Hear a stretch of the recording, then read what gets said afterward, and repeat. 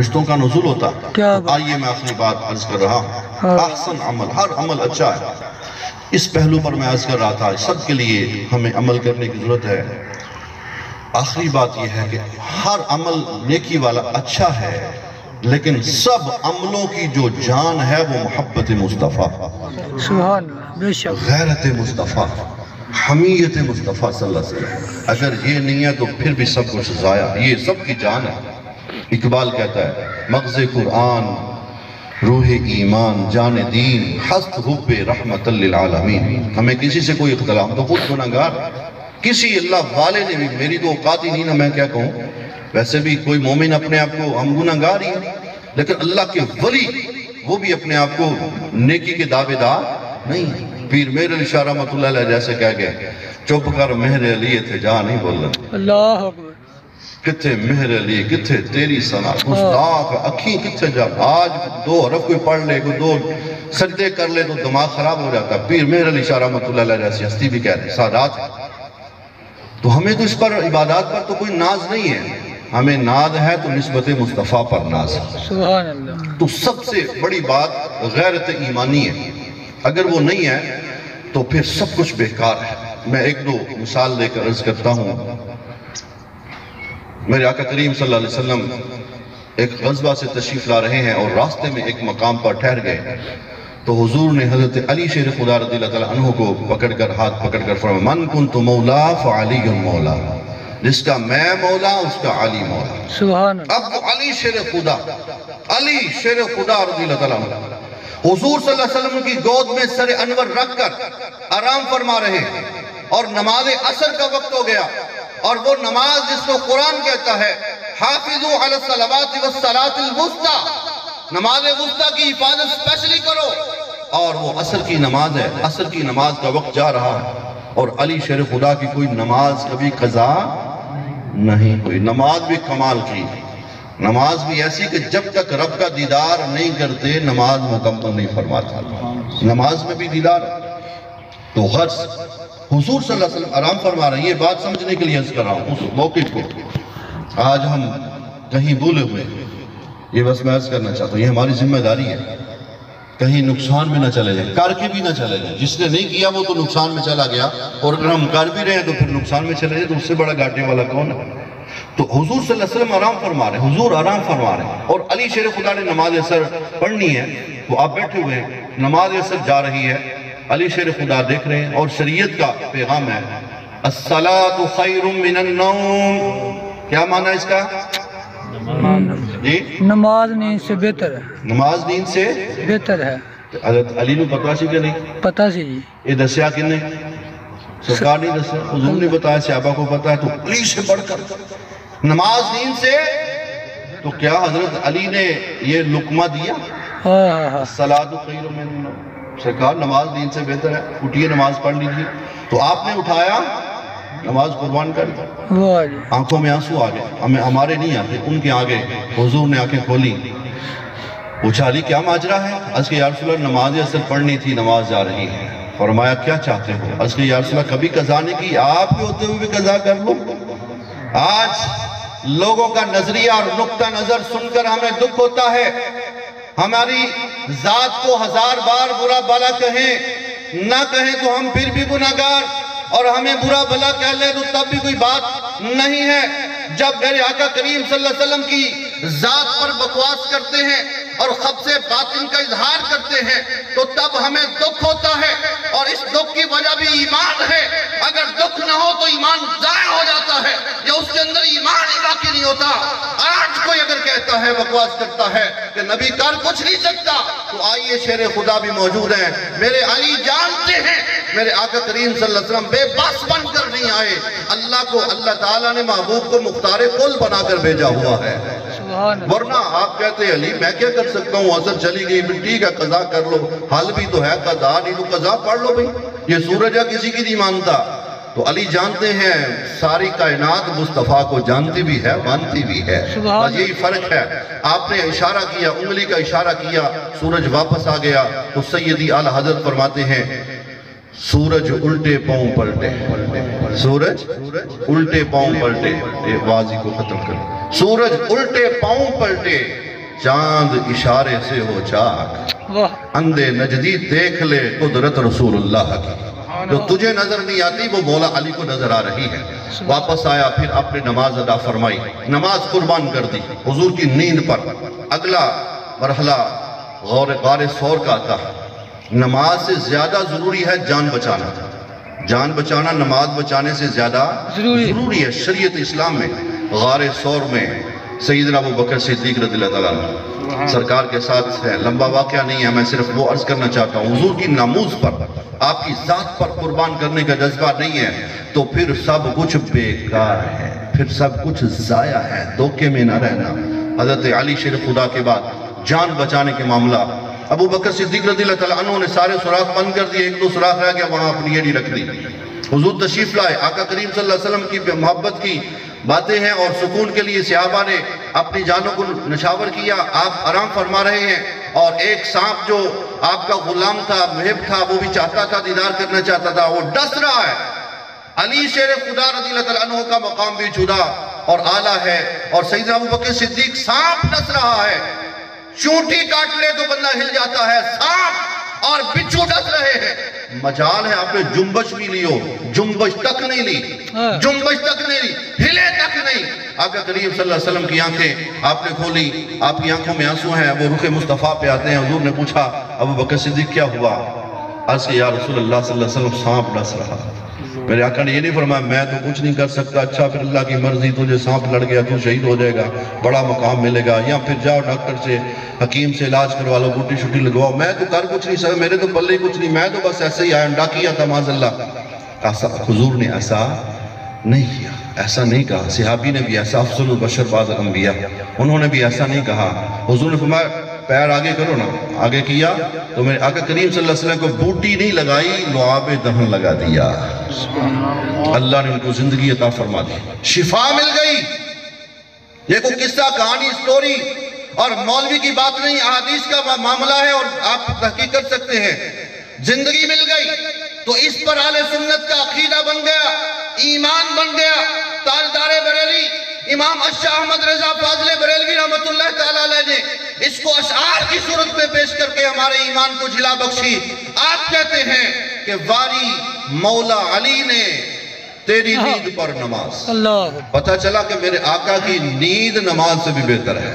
یہ علی شیر خدا کا ایمان ہے۔ واری مولا علی نے تیری نیند پر نماز، وہ بھی اثر جو سب سے اعلیٰ خطر کی ہے، اور صدیق بلکہ غار میں جان ان پہ دے چکے، صدیق بلکہ غار میں جان ان پہ دے چکے۔ حفظ جان تو جان فروز غرر کی ہے، یعنی جان بچانا نماز بچانے سے بھی زیادہ ضروری تھا۔ لیکن آگے آپ فرماتے ہیں لیکن تو نے ان کو جان دی، انہیں پھر دی نماز، پر وہ تو کر چکے تھے جو کرنی بشر کی ہے، ثابت ہوا کیا؟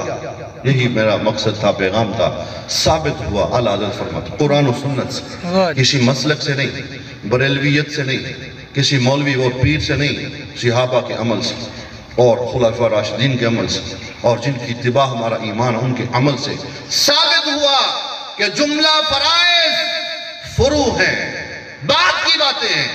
ثابت ہوا کہ جملہ فرائض فرو ہیں، اصل الاصول بندگی اس تاجور کی ہے۔ اگر وہاں نہیں تو کہیں بھی نہیں، سب کچھ ختم ہے۔ اور آقا کریم صلی اللہ علیہ وسلم کے بارے اللہ فرما بخدا خدا کا یہی ہے در، نہیں اور کوئی مفر مکر جو وہاں سے ہو یہیں آ کے ہو، جو یہاں نہیں تو وہاں نہیں۔ آج ان نمازوں کے دھوکے میں نہ رہنا اور عبادات کے مغالطے میں نہ رہنا۔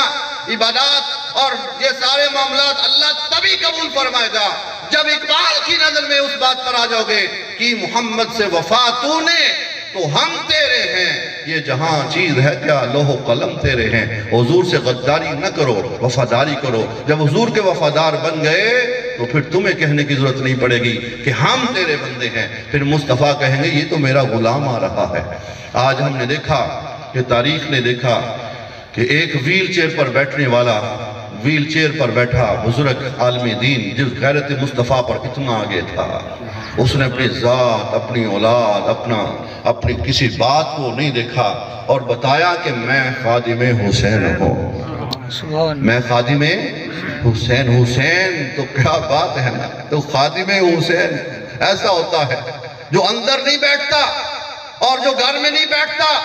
جب ناموس رسالت کی غیرت و حمیت کی بات آتی ہے تو اپنی معذوری کا بہانہ نہیں بناتا، وہ اپنے زور و تقوی کو لے کر نہیں بیٹھتا، بلکہ وہ اقبال کی نظر میں اس طرح آتا ہے، نکل کر خانقاہوں سے ادا کر رسم شبیری کہ فقر خانقاہی ہے فقط اندوہ و دلگیری، تیرے دین و ادب سے آ رہی ہے بو رہبانی، یہی ہے مرنے والی امتوں کا عالم پیری. اس بابے نے لوگوں کو بتا دیا کہ آئے لوگوں تمہاری تبلیغوں کا اللہ محتاج نہیں ہے، وہ دین پھیلانا چاہے تو منگولوں کے کتے سے بھی 40,000 عیسائیوں کو مسلمان کروا سکتا ہے. آج ہماری تبلیغوں سے تو کوئی شیدہ نہ ہو، اس کی وجہ یہی ہے کہ ہم آقا کریم صلی اللہ علیہ وسلم کے ساتھ ایسے منسلک نہیں ہیں. ہم حضور صلی اللہ علیہ وسلم کی ذات و حمیت سے پیچھے ہٹ گئے، ہم غیرت و حمیت میں کمزور پڑ گئے، تو ہماری وہ بات جو ہے اس میں اثر نہ رہا. تو وہ ویل چیئر پر بیٹھنے والا خادم حسین لوگوں کو کچھ ہی عرصے میں غیرت و حمیت پر پیرا دے کر بتا گیا کہ آؤ نبی سے وفا کرو. تو پہلے کوئی جانتا نہیں تھا، جب جا رہا ہوں تو 2 کروڑ کا جنازہ میرے پیچھے آ رہا ہے، عاشقان مصطفیٰ آ رہے ہیں. میں ابھی ایک واقعہ آج کا آپ کو بتاتا ہوں. لبیک یا رسول اللہ، لبیک لبیک لبیک یا رسول اللہ، لبیک لبیک یا رسول اللہ، لبیک لبیک لبیک یا رسول اللہ، لبیک لبیک لبیک یا رسول اللہ، لبیک لبیک. اللہ آپ کو خوش رکھے. میں نے نہیں کہا نا آپ لگائیں، کسی کے اندر ہو تو نکل آتا. تو اس کا معنی یا رسول اللہ میں حاضر، یہ اور نہیں معنی خادم حسین کے لیے حاضر نہیں، رسول اللہ کے لیے حاضر. آج کا میں آپ کو واقعہ ذاتی ایک بتاتا ہوں، مجھے نہیں بتاتا نہ میں جانتا ہوں. صبح میرے دفتر میں کچہری بھی نوکری کرتا ہوں، دفتر میں بیٹھا ہوا تھا تو ایک جو تھا پراسیکیوشن برانچ سے یا پیغام دینے والا پیادہ، وہ میرے دوست ہیں وکیل صاحب، ان کے پاس آیا اور وہ بندہ سرکاری ملازم ہے، ابھی ہوا ہے، اور وہ معذور ہے بیچارہ. معذور ہوتا ہے نا، وہ معذور تھا، وہ صحیح اس کا جسم بھی ٹیڑھا تھا اور وہ صحیح بیٹھ بھی نہیں سکتا تھا اور بار بار اس کو جھٹکے لگتے تھے. وہ بیمار ہے، معذور ہے. تو یہاں اس نے تحریک لبیک یا رسول اللہ لکھا ہوا تھا. مجھے نہیں جانتا تھا، میں نے پوچھا ویسا ہی. تو میں نے کہا یہ کیا چکر ہے؟ اس نے کہا باب خادم رضوی نے تبدیل فرمایا. خادم حسین رضوی کو میں نے سنا تو مجھے میرے کولیگز نے کہا کہ یار تم یہ نہ لگاؤ. اس نے کہا اس کی وجہ سے نوکری جاتی ہے تو جاتی رہے، 32,000 روپیہ اس کی تنخواہ ہے. اس نے کہا اس کی وجہ سے نوکری جاتی ہے تو جاتی رہے. حضرات محترم، آج ہم نے اپنے جبے، دستاریں، آستانے، مدرسے سب کچھ بتایا، نبی کی ناموس کے لیے نکلنا گوارا نہیں کیا. جب ہم نے یہاں وفاداری نہیں کی تو قبر میں تو مصطفیٰ نے ہی وفاداری کرنی ہے. تو سب کچھ چھوڑ دیں، سب کچھ چھوڑ دیں. جب نبی کی ناموس کی بات آئے تو پھر بھول جائیں کون کیا ہے. پھر ممتاز حسین قادری نہیں دیکھا کہ میں تو کانسٹیبل ہوں، یہ گورنر ہے اور میرے بچے ہیں، نہیں دیکھا. لیکن آج ہر گھر میں ممتاز حسین قادری زندہ ہے. بس یہ صلہ ہے آقا کریم صلی اللہ علیہ وسلم اور یہی معاملہ ہے. باقی سب باتیں اپنی مقام پر جو صحیح ہیں، اللہ تعالی ہمیں عمل کی توفیق عطا فرمائے. بھائی مزمل حسین، چونکہ میرا ان سے بہت زیادہ محبت کا سلسلہ تھا، اور بھائی شاہد حسین صاحب یہ میرے استاذ ہیں، ان سے میں نے سونار کا کام سیکھا، 10-15 سال میں نے کیا بھی. اور ساری برادری، ان کے سارے برادران اور ان کے والد گرامی محبت تھی ابا جان کے ساتھ، والد صاحب کے ساتھ.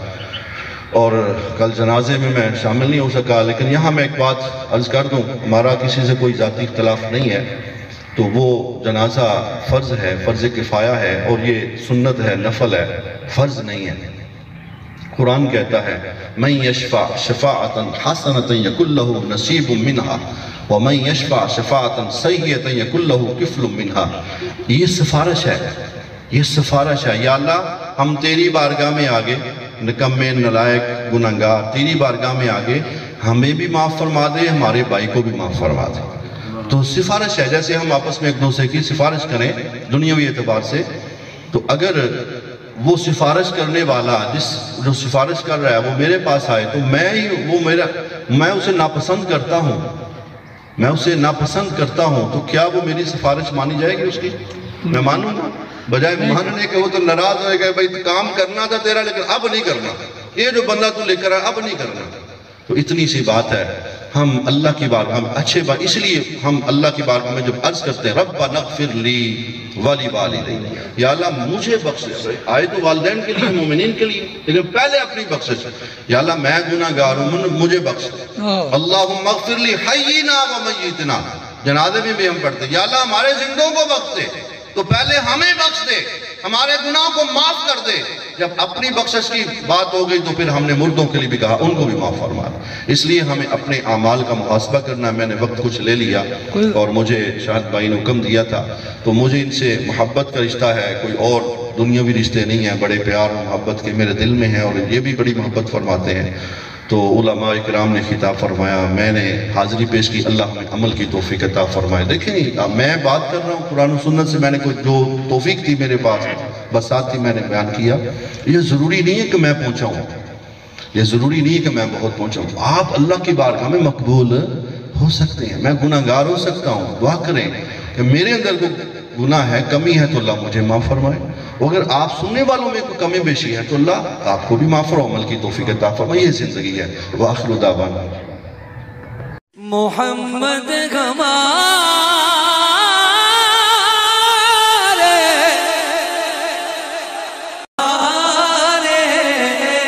بڑی شان والے